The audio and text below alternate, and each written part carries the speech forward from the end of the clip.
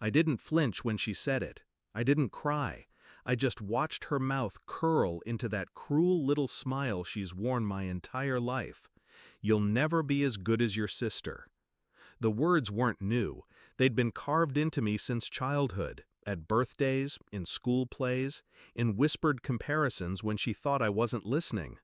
My sister, the golden one. Me, the shadow. But this time was different, because now I had the knife. Growing up, I used to think her approval was oxygen. I chased it like a starving dog, grades, trophies, scholarships.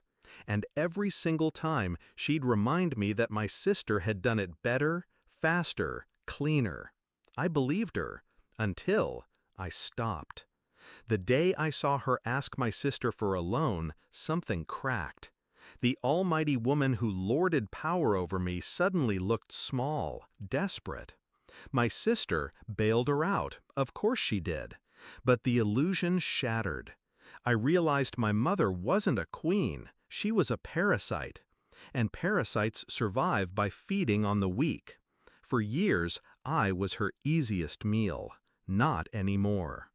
The betrayal wasn't sudden, it was constant, a drip of poison disguised as love. She praised my sister's beauty while mocking my crooked teeth. She bragged about my sister's promotions while reminding me of every rejection letter I ever got. She never said, "I'm proud of you," not once. But here's what she didn't notice. Every insult, every slight, every cruel comparison, it trained me. Not to crumble, to sharpen. I stopped needing her love the day I realized she couldn't afford her own life. The bills piled up. Credit cards maxed, loans denied. She turned to me with that same sneer, asking for just a little help. She expected the obedient daughter to hand over her savings, no questions asked. I smiled. I said yes. But inside, I was already building the trap. I didn't give her money, I gave her rope. Every bill she forwarded, I documented. Every lie she told my sister about unexpected expenses, I traced. I built a ledger of her manipulations, a neat little archive of her greed. I started small, paying only what she absolutely needed, just enough to keep her afloat. She thought she had me wrapped. In truth, I had her dependency coiled tighter around her throat with every check I wrote. The beauty of it was patience. Parasites get careless when they think the host is secure. And then, tonight came. Family dinner. The same suffocating dining room where she'd humiliated me 100 times.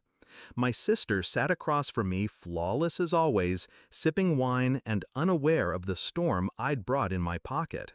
Mother leaned back, her glass raised, her face lit with that familiar disdain. And she said it, the line I'd heard my whole life. "You'll never be as good as your sister." But this time, I didn't swallow it.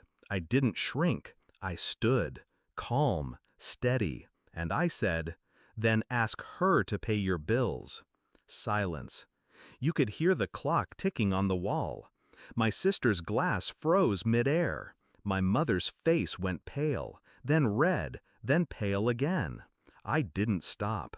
I pulled out the folder I'd brought, her debt statements, her loan requests, every desperate text she'd sent me at midnight. I laid them on the table like evidence in a trial. My sister's eyes widened as she scanned the numbers. The vacations Mother had claimed were gifts from friends. The medical bills she'd sworn were emergencies. Lies unraveled, one by one. My mother tried to speak, but her voice cracked. For the first time, the woman who always had a cutting remark had nothing sharp left to throw. The room wasn't mine as a child, but it was mine tonight. I watched her shrink under the weight of exposure. My sister's admiration, the crown she wore like armor, slipped from her head and rolled across the table. Because here was the truth, in black and white.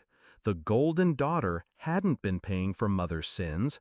I had, quietly, relentlessly, for years. And now I was done.